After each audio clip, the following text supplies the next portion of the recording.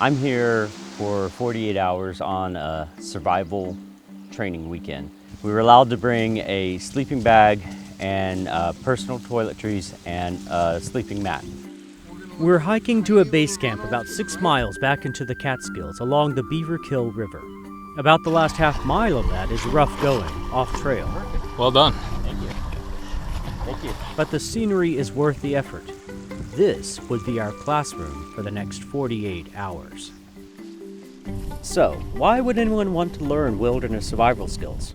Well, as a hiker, I thought it was important to learn some basic survival skills in case of an emergency.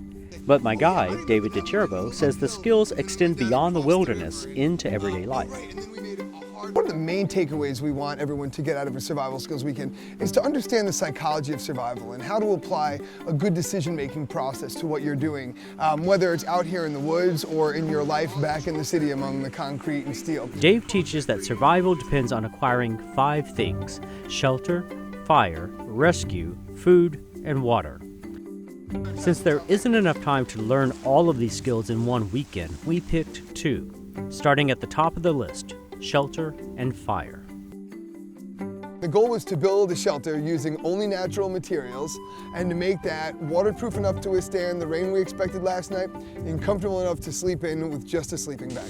We all start the search for materials. When you're making shelter, your best bet is always to modify or improve an existing structure. I was looking for something in a multi-story country house with jacuzzi and man cave, but I settled on a big stick leaning against a tree. What you're suggesting here is more or less a lean-to option, which would be to lean sticks across here, enclosing this area, basically going with support beams from here.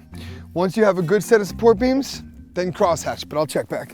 We often feel like we need these gadgets or these tools or these different things to survive. And in a life that is increasingly more and more complicated and complex, it's very nice to break this down to the essentials of, I have my own 2 bare hands, and in these woods, I can create something that will keep me dry and warm tonight.